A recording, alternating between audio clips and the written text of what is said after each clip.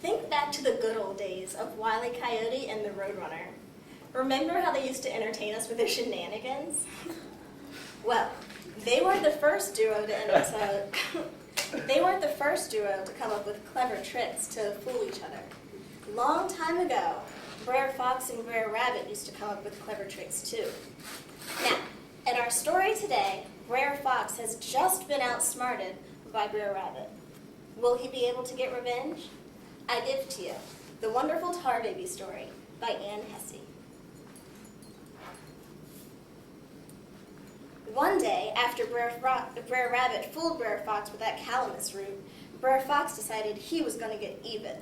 He went to work and got himself some tar, mixed it with some turpentine, and fixed up a contraption that he called a tar baby. He took the tar baby and he set it in the middle of the big road, and then he lay down in the bushes to see what the news was going to be. He didn't have to wait long because by and by, along came Brer Rabbit pacing down the road, clippity, clippity, clippity, just as sassy as a jaybird. Brer Rabbit came prancing along until he spied the tar baby, and he stopped dead and sat up on his hind legs in astonishment. The tar baby just sat there, and Brer Fox lay low. "Morning," said Brer Rabbit. "Nice weather this morning."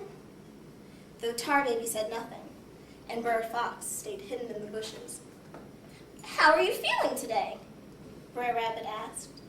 Brer Fox winked his eyes slowly and lay low, and the tar baby just sat there silent. "How are you then? Are you deaf? 'Cause if you aren't, I can holler louder." Tar baby stayed still, and Brer Fox lay low. "You're stuck up, that's what you are," said Brer Rabbit, "and I'm going to cure you, that's what I'm going to do." Brer Fox sort of chuckled in his stomach, but Tar Baby still said nothing.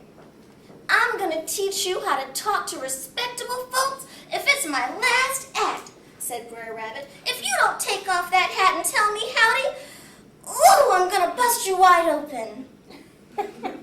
Tar Baby stayed still, and Brer Fox stayed in the bushes. Brer Rabbit kept on asking, and the Tar Baby kept on saying nothing until presently Brer Rabbit drew back his fist and bloop, he struck it on the side of the head. And right there's where he met trouble. His fist got stuck and he couldn't pull loose. The tar held him fast. But even then the Tar Baby stayed still, and Brer Fox continued to hide.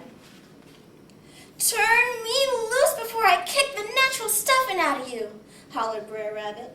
But Brer Fox stayed perfectly still and just held on. And Brer Rabbit lost the use of his feet in the same way. At that point, Brer Fox sauntered forth, looking just as innocent as a tame mockingbird. "Howdy, Brer Rabbit," said Brer Fox. "You look sort of stuck up this morning," he said. And then he rolled on the ground and laughed until he could laugh no more. "I expect you'll take dinner with me this time, Brer Rabbit. I've laid in some calamus root, and I'm not taking any excuse," said Brer Fox. "Well, I expect I got you this time, Brer Rabbit." "Maybe I don't, but I think I do. You've been running around here sassing me for a long time, but I expect you've come to the end now. You've been cutting your capers and bouncing around this neighborhood until you've started to think you're the boss of the whole show. Besides, you're always somewhere you've got no business being," said Brer Fox. "Who asked you to come and strike up an acquaintance with the Tar Baby anyway? And who got you stuck where you are now? Nobody in the whole wide world but you. You just went and jammed yourself onto that Tar Baby without waiting for any invite," sneered Brer Fox. "And there you are, and there you'll stay till I fix up a brush pile and light it, because I'm going to barbecue you this day for sure." At that, Brer Rabbit spoke mighty humbly. "I don't care what you do with me, Brer Fox," whimpered Brer Rabbit, "just so you don't fling me in that briar patch. Roast me, Brer Fox, but don't fling me in that briar patch." "It's so much trouble to kindle a fire that I expect I'll have to hang you," said Brer Fox. "Hang me just as high as you please, Brer Fox," begged Brer Rabbit. "But don't, for heaven's sake, throw me in that briar patch." "I've got no string," said Brer Fox. "So now I expect I'll have to drown you." "Drown me just as deep as you please, Brer Fox. But please, please, please don't fling me in that briar patch," moaned Brer Rabbit.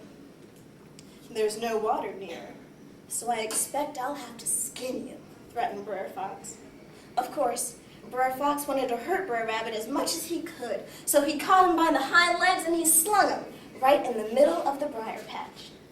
There was a considerable flutter where Brer Rabbit struck the bushes, and Brer Fox hung around to see what was going to happen. By and by, he heard somebody calling him, and way up the hill he saw Brer Rabbit sitting cross-legged on a pine log, combing the tar out of his hair with the wood chip. Then Brer Fox knew that he'd been tricked for sure.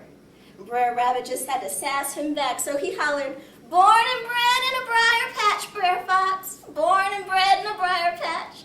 And with that, he skipped away just as lively as a cricket.